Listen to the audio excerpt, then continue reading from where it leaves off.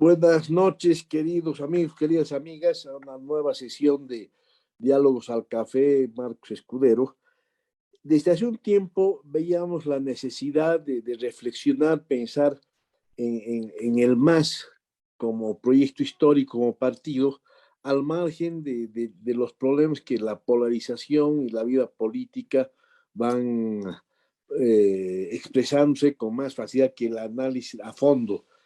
Y quisimos invitar a gente conocida por la calidad de su análisis, su capacidad de historia, que nos permitan poder debatir respecto a este partido y su proyecto con algo más que pasión, sea por el apoyo o por la oposición. Tú escribías ayer o anteayer una cosa sobre el ex vicepresidente García Linera, de descalificar al disidente como el disidente descalifica al MAS.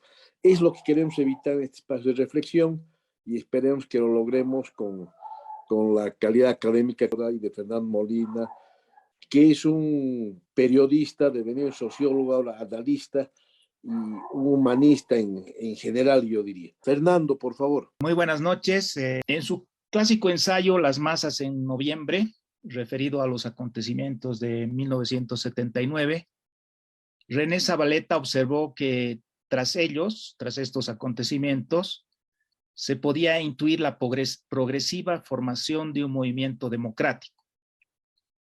Por primera vez, el pueblo trabajador había enfrentado el golpe del coronel Alberto Natusch Busch, no en pos de consignas económicas o revolucionarias, sino por la democracia. Zavaleta también se fijó en que los indígenas, y en particular los aymaras, habían pugnado por actuar autónomamente en esta batalla, que dejaban de ser entonces personajes secundarios de los dramas políticos nacionales. Si bien este movimiento todavía estaba en el momento en que Zavaleta escribía, mediatizado por una izquierda de clase media y blanca, que era la UDP, y que representaba ese movimiento en el campo político, este autor profetizaba en Las masas de noviembre que el movimiento evolucionaría y a la larga terminaría por llevar directamente a los plebeyos, decía él, al poder. El movimiento al socialismo cumplió esta profecía el 22 de enero de 2006. Este fue el mayor cambio histórico introducido por el proceso político que comenzó esta fecha, para responder rápidamente y directamente al interrogante que nos ha planteado el moderador en este encuentro. Fue entonces la primera vez en la historia boliviana que un movimiento campesino y sindical popular llegaba directamente al poder. Magdalena ha dicho los actores sociales. Creo que sin duda esto quedará en los anales nacionales como una hazaña extraordinaria. Esta fue posible gracias a la continuidad y a la relativa profundidad logradas por la democracia en las 2 décadas previas a la fecha señalada, y eso es lo que diferencia al MAS de movimientos revolucionarios previos, que no llegaron, como dijo Magdalena, al poder.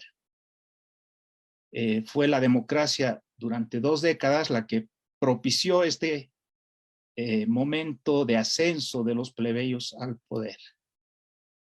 Aunque curiosamente estos actores de este cambio señalaron que lo hacían en contra y para superar lo realizado en dichas décadas, ¿no? Es una paradoja típica del proceso democrático. Ahora bien, algunos de ustedes quizá quieran cuestionar la afirmación que acabo de hacer, ¿no? Es decir, que los plebeyos llegan al poder, los indígenas llegan al poder con el MAS.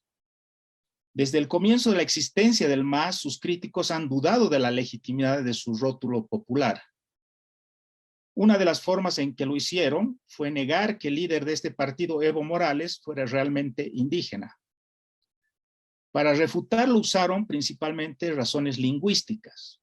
Morales tenía dificultades para hablar en el aymara de su madre o en el quechua de su entorno laboral y vital. Ergo, no era indígena.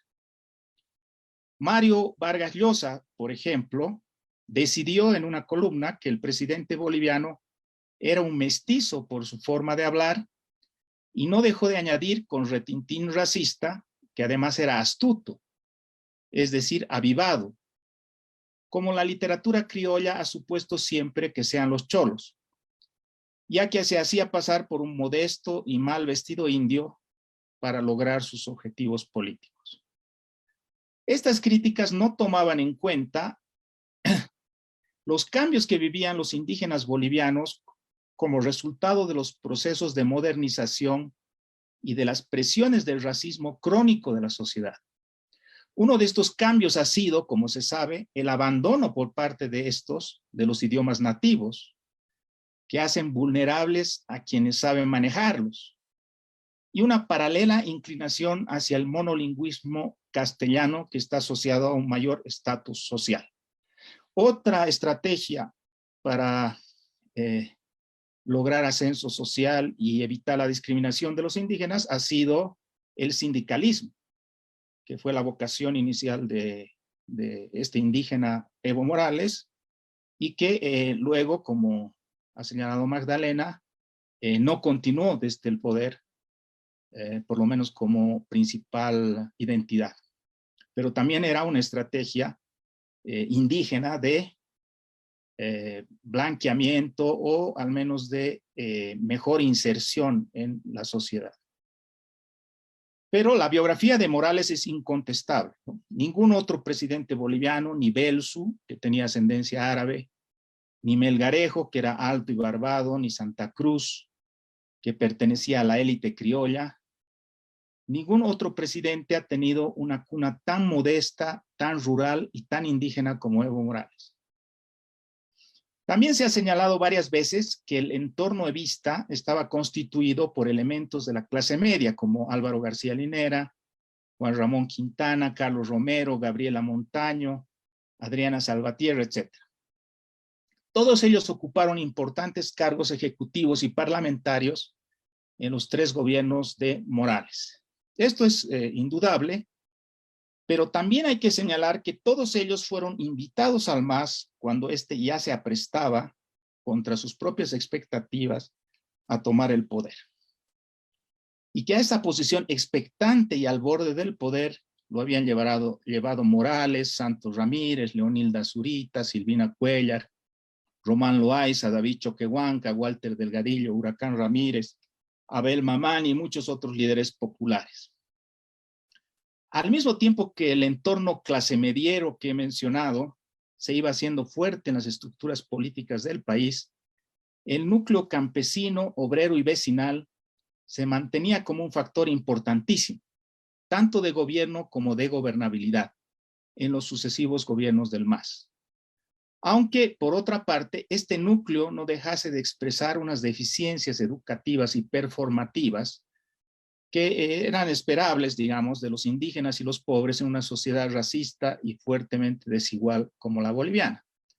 A consecuencia de estas deficiencias se produjeron algunas cooptaciones de parte de este entorno y de otros operadores blancos y de clase media.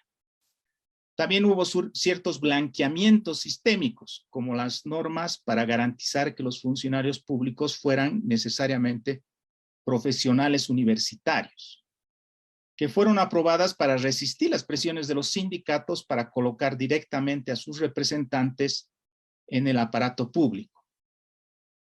Estas cooptaciones y blanqueamientos quizá podrían haber seguido extendiéndose, habrían podido seguir extendiéndose hasta generar una situación parecida a la paradoja señorial de la Revolución Nacional que teorizó Zabaleta, pero el proceso fue interrumpido por la crisis de 2019. Desde entonces, la tendencia al enclasamiento de los jerarcas masistas en la élite ha quedado bloqueada por la polarización entre este partido y la clase media opositora. Y los campesinos y semicampesinos con conciencia de clase han seguido pisando fuerte en las estructuras del oficialismo. La citada tendencia hacia la paradoja señorial, sin embargo, sigue existiendo, como muestra, por ejemplo, el caso del ministro de Justicia Iván Lima, interlocutor de la élite dentro del gobierno de Luis Arce. Una vez planteada la premisa de que con el MAS los indígenas y plebeyos llegaron directamente al poder, sin mediaciones al poder, podemos preguntarnos qué es lo que hicieron en él y evaluarlos desde un punto de vista histórico, como se nos ha pedido. Alguna gente de la izquierda cree en el mito de la superioridad histórica y moral de los desposeídos. Un mito que se remonta al cristianismo, pasando por Marx, Engels, etc. Esta gente esperaba, en consecuencia, que estos seres humanos sin propiedad, y además estos seres humanos que provenían de civilizaciones resistentes al capitalismo, gobernaran en ruptura completa con la cultura política boliviana, que voy a describir someramente como extractivista, rentista, empleomaniática, inmediatista, autoritaria, caudillista y racista. De estas gentes de izquierda se pegaron una gran decepción al constatar que, oh sorpresa, no era así. Y entonces, en su mayoría, pasaron al campo de la oposición más ferviente. Estoy pensando, por ejemplo, en Silvia Rivera, en Luis Tapia, en Alejandro Almaraz y otros que seguramente ustedes conocen. Quienes no estábamos intoxicados por este mito de la supuesta superioridad moral de los desposeídos, sabíamos desde el comienzo que el MAS iba a ser un momento más en la oscilación del péndulo extractivista de nuestra historia, cuya curva dura más o menos 20 años, ora inclinándose hacia un orden liberal, ora inclinándose hacia un orden estatal. Sabíamos que el MAS no podría eliminar el caudillismo, el clientelismo y otros ismos bolivianos, porque los mismos tenían causas profundas y estructurales que este partido además estaba lejos de querer enfrentar. Por otra parte, desde la derecha se empezó a decir que todos los males que empezaban a hacerse patentes en el proceso de cambio acababan de ser inventados y patentados por el MAS, que no se debían en absoluto a la cultura política boliviana y que nada tenían que ver con los determinantes estructurales de una sociedad pobre y basada en la explotación de recursos naturales. De este modo, claro está, estos opositores querían y quieren en este momento enfatizar la culpabilidad del MAS de todos estos males para llevar agua a su molino político. Yo creo que ambas cosas son incorrectas. Por supuesto que hay grandes diferencias entre el modelo de desarrollo neoliberal y el modelo de desarrollo capitalista de Estado, en especial en cuanto a qué sectores de la sociedad ganan y cuáles pierden con cada uno de estos modelos. Sin embargo, ambos son igualmente extractivistas y por tanto rentistas, siendo distintos los beneficiarios principales de las rentas que generan. Ambos son igualmente desinstitucionalizadores, aunque las instituciones que destruyan sean distintas en cada caso. Ambos son insostenibles a largo plazo, como se ha probado ya históricamente, aunque alguno pueda durar más que el otro. Y finalmente, ambos son caudillistas, aunque en uno pueda haber caudillos más grandes y pesados que en el otro. Entonces, creo que el llamado proceso de cambio va a ser considerado a la larga, después de décadas y hasta siglos, como otro gran proyecto extractivista, igual que el neoliberalismo, y antes que él, el capitalismo estatista del 52, y todavía antes, el liberalismo estanífero, y primero que todo, el liberalismo argentífero, para no remitirnos hasta la colonia. Es decir, como parte de un proceso bastante reiterativo de toda la historia nacional. Los plebeyos en el poder no han cambiado este círculo encantado de la historia, sino que han tratado de beneficiarse con él, como antes hicieron también los miembros de la élite tradicional. En términos estrictamente económicos, lo que estos proyectos extractivistas de distinto signo han dejado, digamos que para todos los bolivianos, es una capa más de infraestructura construida, cuya acumulación sobre las otras capas va formando el tronco de la modernidad boliviana. Claro que esta es una modernidad exterior, porque la mentalidad nacional que se encuentra dentro de ella continúa siendo muy parecida a lo largo del tiempo, a pesar del tiempo transcurrido, de los siglos transcurridos. Este es, o podría ser, el carácter conservador de la nación boliviana, para usar un título de H.S.F. Mansilla, con el que este autor no siempre es consecuente. En el campo político, ya voy terminando, en el campo político, el tiempo del MAS también pasará a la historia como un cuadro de continuidad de ciertas tendencias estructurales del país, aunque dentro de un periodo indudablemente diferente del resto de la historia nacional, que es el periodo democrático. Esta etapa democrática es inusual, extraordinaria, y se explica en buena parte por el consenso internacional sobre este modo de gobierno que se dio paralelamente a su vigencia en Bolivia. Un consenso que esperemos que no cambie ahora con la nueva Guerra Fría que ha comenzado hace un año. Si comparamos los gobiernos del MAS con los otros que hubo en este mismo periodo, el democrático, me parece que salen ganando en cuanto al autogobierno, gobierno de la mayoría, que es uno de los ideales democráticos, y por eso han sido ampliamente reconocidos por las potencias occidentales. Y en cambio salen perdiendo en cuanto a pluralismo y Estado de Derecho. Sin duda, durante la veintena de años que duró la democracia pactada, ser minoría y estar dentro de la oposición de tipo parlamentario no era tan peligroso como lo es ahora.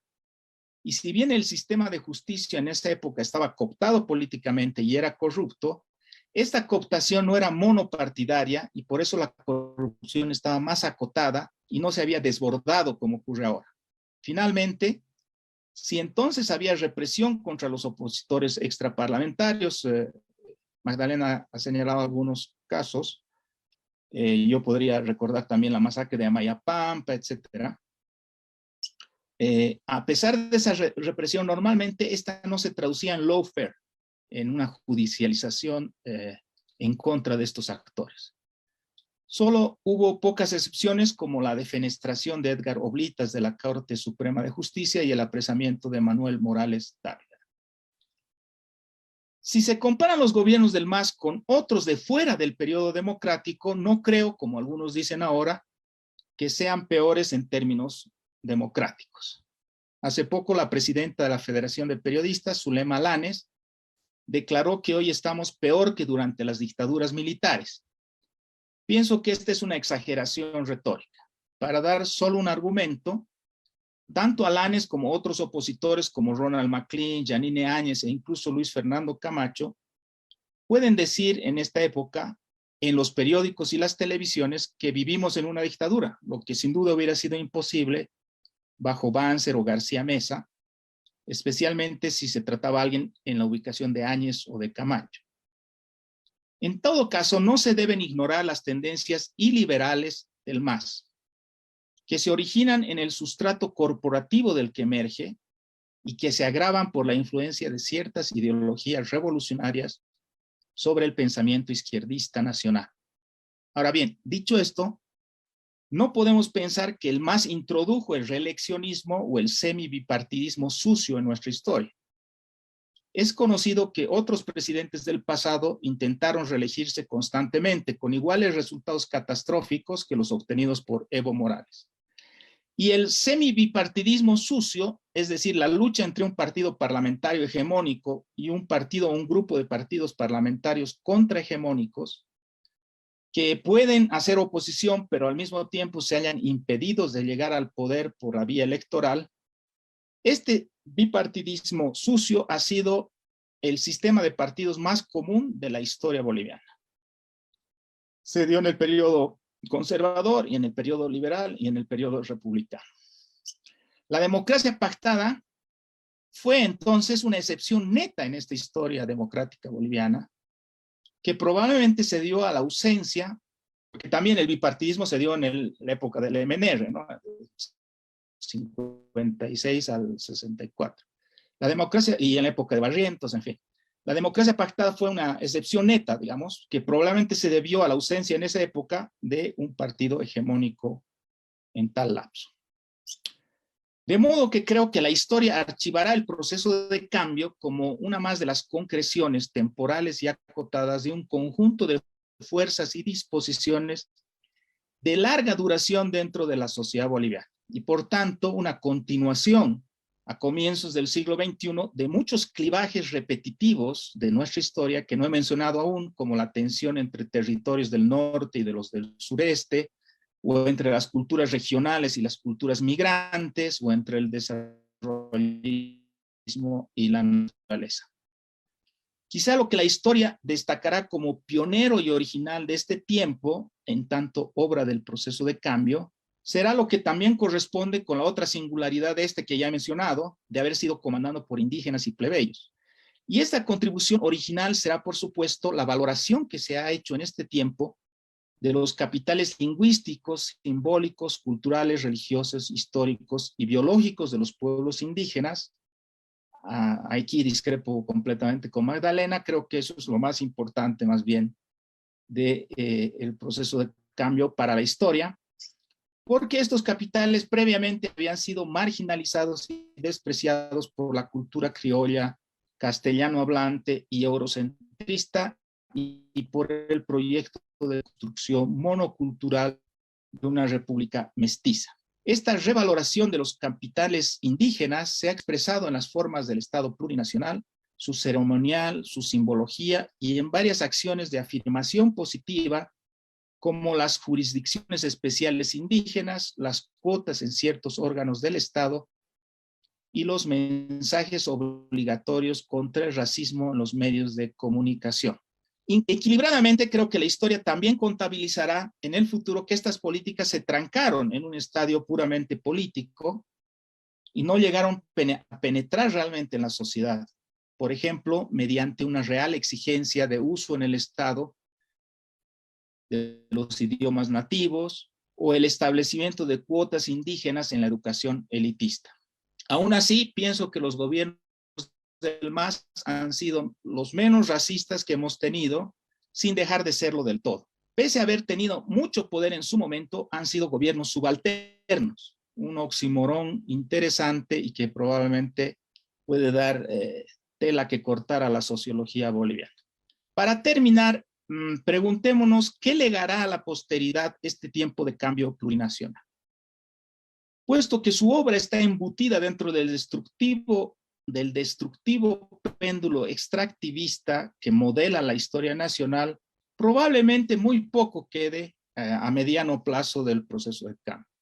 Recordemos que no sería la primera vez, ¿no? Un lustro después de la caída de Gonzalo Sánchez de Lozada, ninguna de las instituciones que éste había impulsado con aparente éxito seguían existiendo. En los próximos años, sin embargo, es posible que algunas de estas instituciones neoliberales vuelvan a la línea. De igual forma, probablemente aquello que desaparezca tras la caída del proceso de cambio.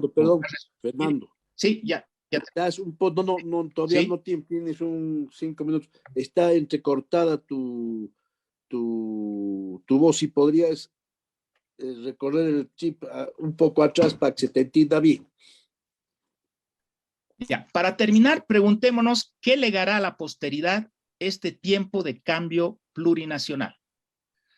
Puesto que su obra está embutida dentro del destructivo péndulo extractivista que modela la historia nacional, probablemente muy poco, por lo menos a mediano plazo.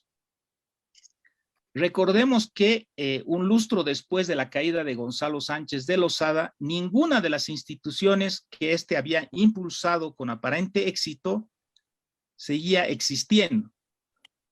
En los próximos años, sin embargo, es posible que algunas de estas instituciones neoliberales, ayornadas de acuerdo a los tiempos, vuelvan a tener aliento. De igual forma, probablemente aquello que desaparezca tras la caída del proceso de cambio volverá a resurgir décadas después. Tal ha sido, al menos, la lógica de la historia boliviana hasta ahora.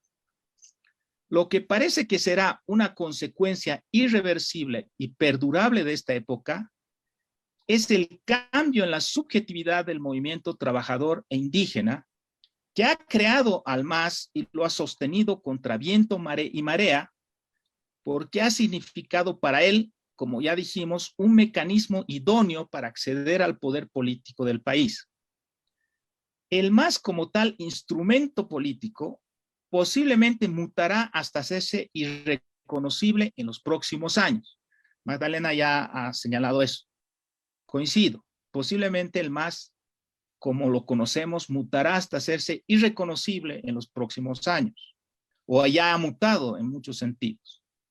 Pero la nueva subjetividad de los actores sociales que saben ya lo que es el poder no desaparecerá y tendrá que ser representada por el sistema político, por las buenas o por las malas. Esperemos que sea por las buenas y que la élite no se oponga a ello, que así se despoje, empujada por la democracia, de su etos señorial. Esperemos también que eso dé lugar a nuevos partidos más interculturales e interclasistas que paulatinamente vayan sacando a Bolivia del ciclo privatización, nacionalización, privatización y superen así consistentemente la polarización política boliviana. Eso es todo. Muchas gracias.